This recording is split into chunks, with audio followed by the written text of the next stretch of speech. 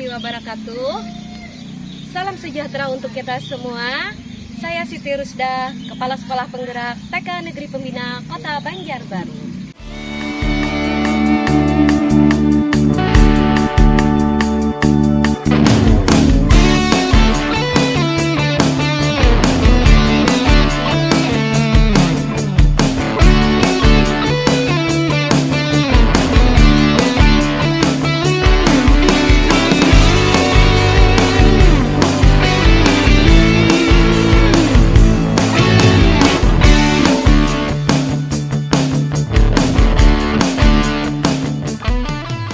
Halo Bapak Ibu Guru yang hebat, kali ini kita akan berbicara tentang aksi nyata dengan topik komunitas belajar internal yang berjudul Semangkobel. Semangkobel adalah singkatan dari Semangat Komunitas Belajar Internal di TK Negeri Pembina Kota Banjarbaru.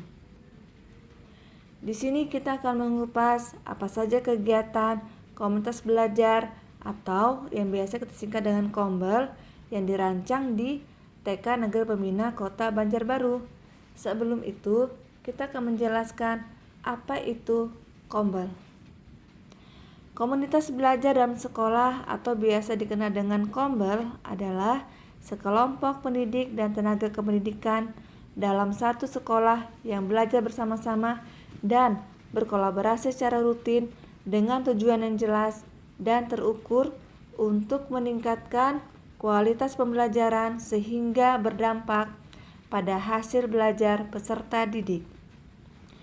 Tujuan dari komunitas belajar dalam sekolah diharapkan dapat meningkatkan kompetensi pendidik dan membangun budaya belajar bersama yang berkelanjutan, sehingga berdampak pada peningkatan hasil belajar peserta didik. Komunitas belajar dalam sekolah sangat penting karena komunitas belajar menjadi wadah untuk merealisasikan terjadinya kolaborasi antar pendidik. Pendidik belajar bersama, tidak terisolasi. Pendidik bersepakat tentang standar umum seperti pembelajaran yang efektif, rubrik indikator penilaian. Pendidik bersepakat bahwa pendidikan semua peserta didik adalah tanggung jawab kolektif. Fokus pada pembelajaran, membudayakan kolaborasi dan tanggung jawab kolektif berorientasi pada hasil belajar peserta didik, salah satu menjadi acuan dalam mengelola komunitas belajar. Membangun komunitas belajar dalam sekolah dibutuhkan komitmen dari semua anggota komunitas belajar dalam sekolah. Kepala sekolah diharapkan memahami bagaimana membangun komunitas belajar dalam sekolah.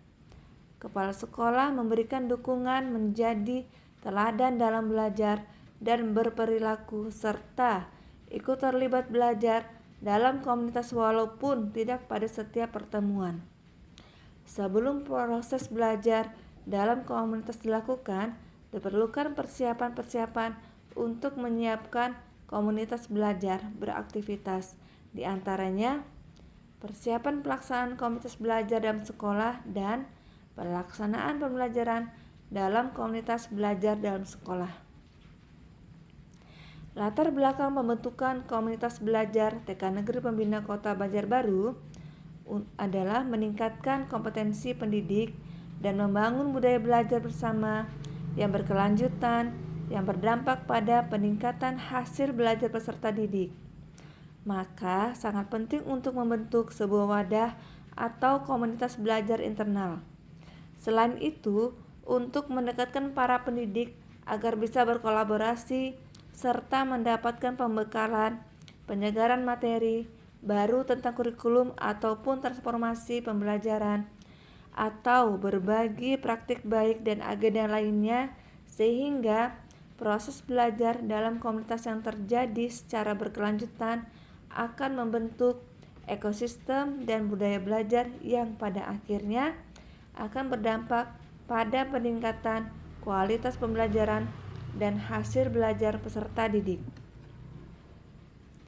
Dengan adanya platform Merdeka Mengajar yang memerlukan pemahaman dalam penggunaan manfaatannya, diperlukan pemaparan dari narasumber yang benar mengerti dan telah mengimplementasikan materi atau modul yang ada di dalamnya, agar tidak terjadi miskonsepsi tentang kurikulum merdeka. Platform Merdeka Mengajar ini membantu sekolah hingga para pendidik untuk memperoleh pemahaman tentang kurikulum merdeka, referensi dan inspirasi demi peningkatan kualitas pembelajaran yang berpusat pada peserta didik.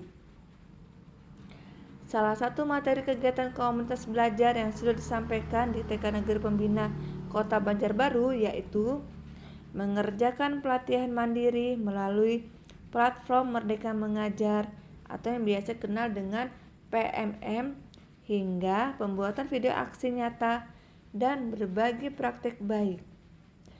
Materi kegiatan ini pun bersifat berkesinambung, berhubung modul atau materi yang terus mengalami transformasi. Situasi sebelum aktifnya komunitas belajar di TK Negeri Pembina Kota Banjarbaru.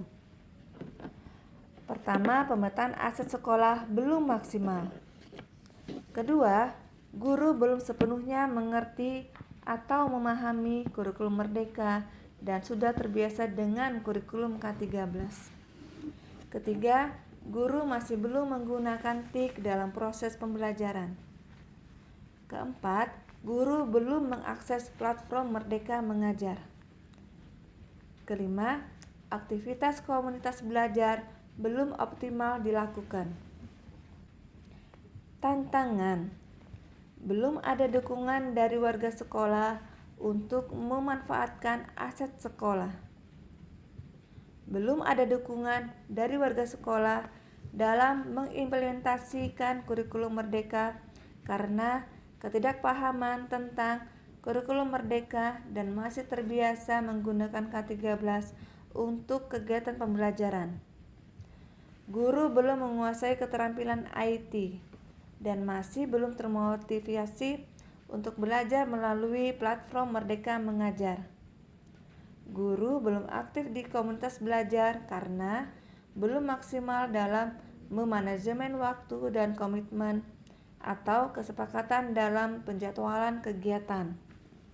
Praktek baik yang kami bagikan adalah kemampuan meningkatkan literasi pada guru agar dalam pembelajaran guru lebih kreatif dan inovatif dengan cara sosialisasi manfaatan platform Merdeka Mengajar kepada rekan sejawat di sekolah untuk meningkatkan kapasitas guru terkait materi, literasi, numerasi, karakter berkualitas pembelajaran, refleksi pembelajaran, dan lain sebagainya. Guru mengunduh platform Merdeka Mengajar atau PMM dan menyelesaikan secara rutin materi yang ada untuk meningkatkan kompetensi sesuai kebutuhannya. Guru dapat bersama-sama menggunakan fasilitas yang ada di PMM untuk mengakses berbagai fitur yang menunjang kompetensi diri. Guru mengerjakan modul-modul materi di setiap topik yang ada di PMM bisa melalui HP atau laptop secara berkala dan bisa dikerjakan di sekolah atau di rumah.